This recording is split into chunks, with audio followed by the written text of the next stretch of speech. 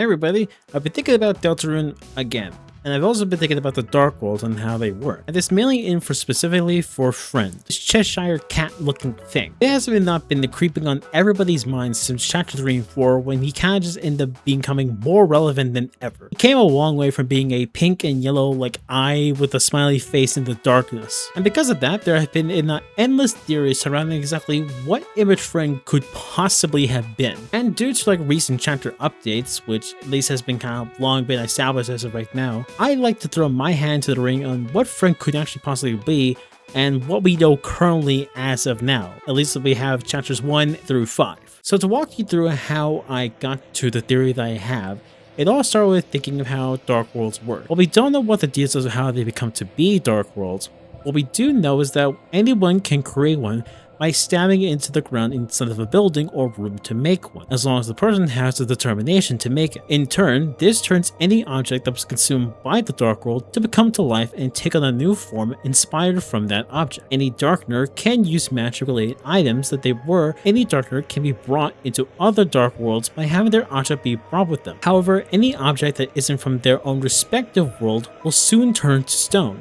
if they stay in that world for far too long. In addition, Darkeners can recall memories and interactions from the light world, as they are usually formed due to serving their purpose or being cared for. This was explained at least by Rousey in the beginnings of like chapter 3, where he also ended up explaining the concept of what happens if you make a dark fountain within a dark fountain. The result is that it creates beings that are born from something that is darker yet darker. Beings that have no thought and only seek to destroy everything that comes across. And too many fountains being open will cause the roaring where the light and dark are one, and the world basically ends. I say all this is because that it's important to have this info in mind when talking about Friend. Even though we feel like we know a lot of this stuff, it's important to keep in mind exactly how they function, at least as of now. This came to be kind of at least at random when I was kind of thinking about another theory that I was kind of considering, at least with the existence of Rousey particularly. The theory goes is that Rousey isn't a common object that has been carried by us throughout the whole time, but rather what Rousey is that he is roots underneath the entirety of the town.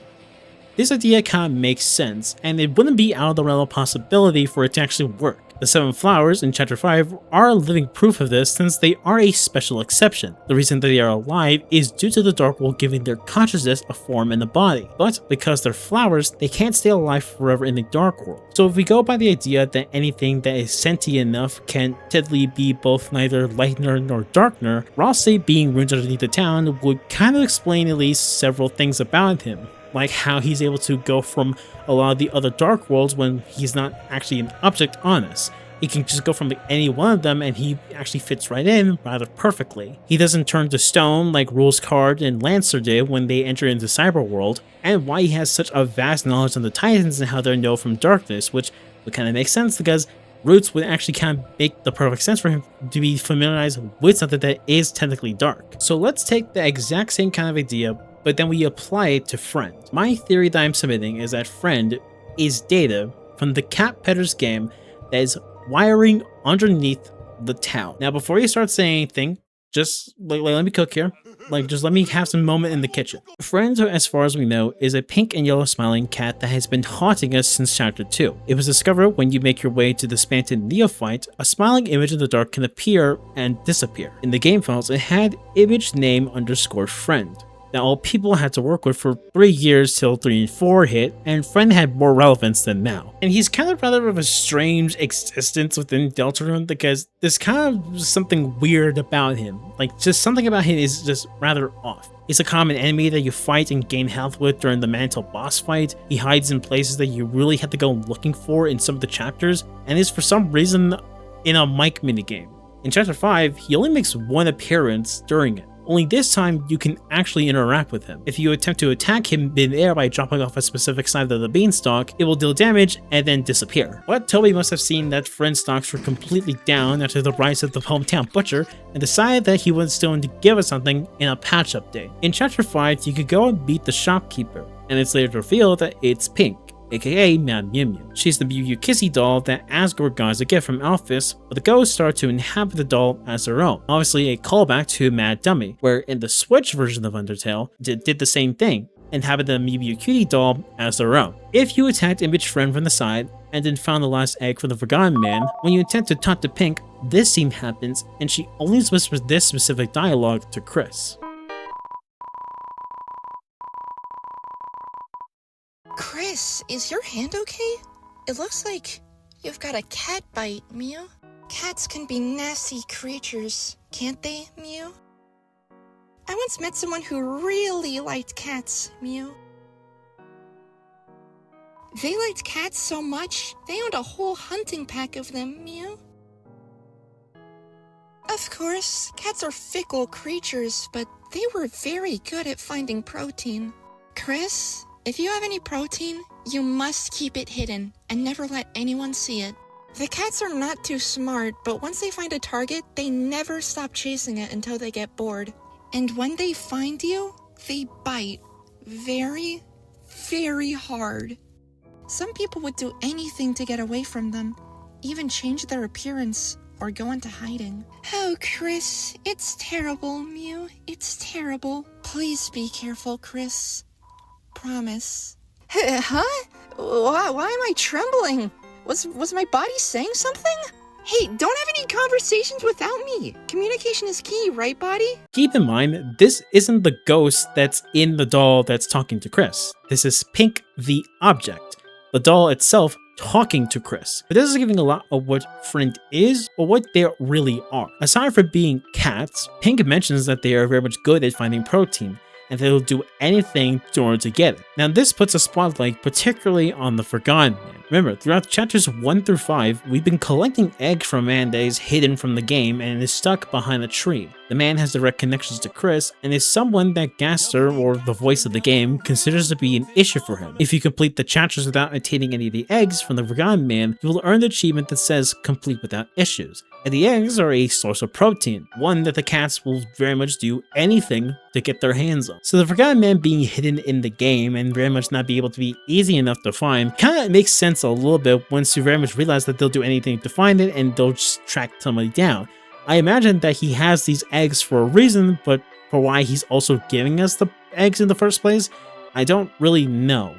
And I'm kind of rather confused on this point, but it'd be worth to bring up, at least mention that, because there is obviously something to do with the eggs that we have gotten from the Forgotten Man and how they're going to be connected to Friend. But this also puts a little bit of a different context within like Spamton. We thought that his whole story was kind of played out. We kind of just knew exactly his history, everything he has to do within like chapter 2 and 3. Given what Pink is also implying when saying this stuff in the dialogue, it's safe to say that whoever's in control of these cats didn't want Spamton to go through with the contract deal that was planned for with Tenet. Because Spamton has this very weird thing that happens to him when he's like defeated. If you defeat him in the Neo's fight and you get the deal maker out of him, he has very like abilities that are very much against like cats, or just attacks that are just like against cats like things. Why his glasses are pink and yellow, this being on the opposite sides, and why he kind of primarily has been hiding the line like the trash places. I naturally would have assumed that a lot of it would have been because he just lost his career and he just became washed. But it probably is also because he's trying to hide else from these cats and has been getting a hit on him ever since then, and he does not know why. Though, to be fair, it was also like the same garbled voice message that was also trying to influence him, and they also have possession of a shadow crystal. Really, I don't know what other stuff that's been happening, but there's a little bit more to Spamton's story than we ever kind of thought there was. The other thing as to why the Image Friend appeared in that basement in the first place was actually trying to get to jump on Spamton, and that's why he was kind of pleading and begging Chris to put himself in the CD, or like the floppy disk, in order to go to the Neo body. That's something to think about. But Jeff, you might be asking yourself, why are you telling me all this? How is Friend data and wiring under Hometown? Well, let's consider the origin of Friend, or at least what we can gather from in the game. In chapter 4, Chris and Susie are invited to Noelle's house, and in Noelle's room, we can see that she has a computer, and one of the options is a game called Cat Petters 4. Why is this important? Well, within the Spamton sweepstakes, you can find a blog from a user by the name of Holiday Girl 1225. This is obviously Noelle, but in the blog, she mentions that she reads her spam email to check if someone did email her. I barely ever receive fan mail. No pressure, guys. But just in case I ever get an email from anyone out there, I have this habit of always reading my spam mail, just in case it's someone real. Mostly it's just weird stuff like, Hochi mamas can get big too. Promise I wasn't looking at any weird sites, guys. Okay? But one day, one of the spams I got was nothing but random letters and numbers. I figured it was probably a failed attempt at sending me a virus, but I thought, what if I tried putting it into Cat Petters 2 as a mod? So I did, and weirdly enough, it actually managed to load. For people that don't know the game, it has a special visual style. All the pets are made of circles that get animated around. One circle will be the head, another the eyes, another the pupil, another the body, etc.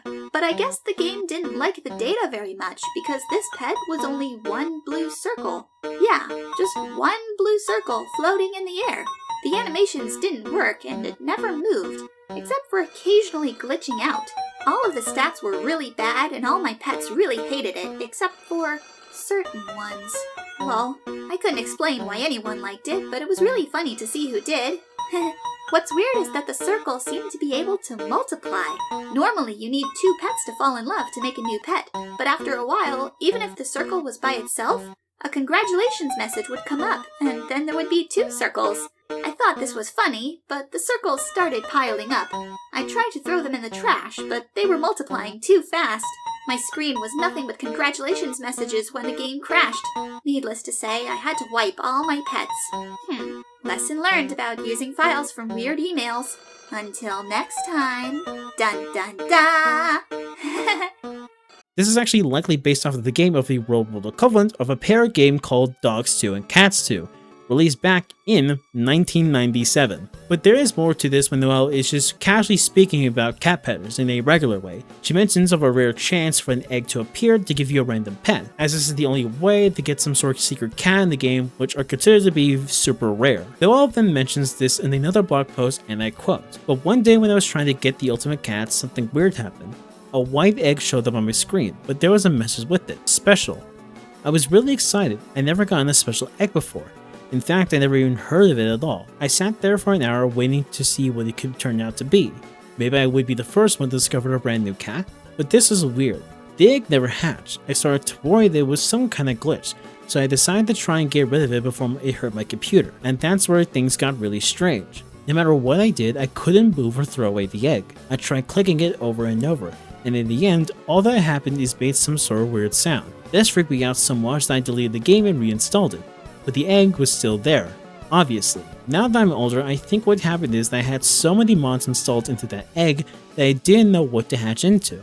But at that time, I thought my computer was haunted or something, or the egg was going to kill me. After a few hours of freaking out, I eventually faced my fears and loaded up the game again. The egg was there, but it didn't seem to be doing anything, so I started raising it like it was a normal pet, brushing it and playing with it and stuff. By the end of the day, I actually started thinking it was a cool pet, and maybe I could try and figure out how to upload it online as a mod. I wasn't able to do that though. The next day when I opened the game, the egg was gone, with a message that said it left home due to happiness. Usually the message is, pet left home due to sadness. It only happens because you neglect your pet. It's not supposed to happen because you were nice. One last thing, the egg actually had a name, but I don't remember what it was. It's been driving me crazy ever since. Now within that same blog post, there's a link that will take you to a minigame from the sweepstakes where a friend does appear, and within in chapter 4, the organics mentions of a tale that must not be followed, and we see this in actually one of the prophecy panels. It reads, "They'll seal the tail of hell and take crawl," showing us a bunch of circles to form a tail, which brings in mind to the game of Cat Petter's description and how the game looks. There's even unused sprites in the game files that you can actually find where it actually does show that it is a tail. Now how exactly is data able to be kept around, and why specifically wiring underneath the town? Well, if you take a look at Hometown, at least what we got thus far, there's no electrical poles anywhere to be found nor actually be able to be seen. Hometown does have electricity. They have it for the lights, they have it for TV, the internet, they have all that stuff they would end up needing for a very small town. And considering how they do have like the 1990s, at least in some cases, or like references to other like modern other things, I would have to imagine that their only way of internet access is wiring through under the ground. But that also have me thinking, can data be still stored in wiring, or that deleted stuff can appear in wiring and still be there? So I decided to ask my good friend Michael Hulala to very much kind of explain this kind of concept to me, because I was also asking about this theory and seeing if it would actually be plausible in something like that. And this is exactly what he had to say when trying to very much answer this question. Think of your computer or phone like a library. When you delete a file or uninstall a program, it's often like removing a book's entry from the library catalog rather than burning the book. The system marks the space as available, but the actual data may remain on the storage until new data eventually overwrites it. This is more efficient as it saves resources from deleting something, which is an extra task. So usually computers just mark things to be overwritten, so when new data comes in, it just replaces it. Sort of like putting a new coat of paint on. You don't remove the old one. Even after it's been overwritten, there can still be traces of it left behind, such as temporary files, log files, settings and preferences, references in your system databases, backups, or cloud copies. So deleting or uninstalling usually removes what you can see and use, but it doesn't necessarily erase every piece of the information related to it. Completely removing data often requires specialized tools that securely overwrite the storage or erase all associated backups and metadata. So there is a very much good amount of chance that Friend is a lot of this electrical wiring out there if we're considering that it can still be there in wiring for the most part. It would kind of explain as to why Friend has kind of like been appearing in most other places. Why in Cyber City, it was only able to be present for like a little bit of it and also kind of just sneak around in the dark. In Chapter 3, he's a common enemy in the Mantle minigame. I guess it kind of works as well because there's a lot of electricity. But also in Chapters 4 and 5, it's very specific with Friend because they're hiding within like the shadows or like these parts of it where you can't really see them or find them anywhere. In Chapter 4, you can only really find Friend if you really squint your eyes within like some of those sections where they're having like the bells sections, like that kind of concept over there, and you can find Friend in the dark. And Friend in Chapter 5, you find him on the side of the beanstalk. And I can only imagine that he's only able to appear because he really can't exist in most stuff because there's technically light and electricity there, but not fully enough where he can actually form a body. But also, Jeff, what about Pink's dialogue? She's implying that there are multiple of these friends. Let's also consider what Rousey said about something being made from something that is darker yet darker. When it gets dark, things become indistinct. A chair can look like a monster. A poster can look like it's moving. Your eyes can't see the truth anymore, and when the lights run out, you see nothing. Of course, your mind can't make anything of nothing. What if it became even darker? Darker yet darker. What if we could take away the light that wasn't there until we reached the other side? If that were to happen, you could start to see things again, and hear them, and feel them. This actually does have some validity with what Rousey is saying. A lot of times when there is like a lot of darkness, our eyes can actually play trick on us into seeing something that is there, but also not quite, because it could be a little bit contorted, because we're trying to fill in the gaps of what could be there. The best example is actually of a recent movie that came out, Obsession. In a scene where Bear wakes up in the night trying to find where Nikki is, she appears out of the darkest shadow of the room where we, the audience, couldn't see her. But it was just her being in the dimmest light because all that she was doing was literally just having like face makeup and just putting herself in the perfect position where we can't see anything what's happening to her face, but we know something is just completely wrong. And it really adds to the illusion and sells it because it's our minds playing a trick on us. Our eyes are deceiving us to what is actually there. And considering of how that wiring would have to be underground, it would probably be the most darkest place imaginable for a friend to very much kind of be everywhere all at once. But darker places aren't the only thing that Friend has going for him. There's also one other thing that people have clocked in immediately about Image Friend, and that is his similar appearance to Endogeny. If you don't remember, Endogeny was one of the amalgamates from Undertale, where you can only find him through the True Lab in the pacifist route. And when you first encounter Endogeny, he very much appears as like very little specks of dust that are flying up above the roof, and very much ends up coming all together to form Endogeny. Who is to say that he can't also do that, because considering that he's metadata and made of circles that can split apart to anything else, I guess it would actually make sense as to why he can appear in most of the places, because he is just that little bits of data of wiring. So there he is, it's just that he is a bunch of multiple cats of data of wiring underneath the town, which has access to very much every place in the town thus far, in any place, and I'm assuming the bunker as well, will hunt down anybody if they have a slight hint of protein on them, and then when all together can form into this massive looking Cheshire cat thing, and whoever owns these cats owns multiple of them, is a very interesting theory, right? Well, yes, but there's also been something that I've been kind of neglecting to tell you guys, and that was mainly because this ties one character to the origin of Friend, at least by proxy or by like extension,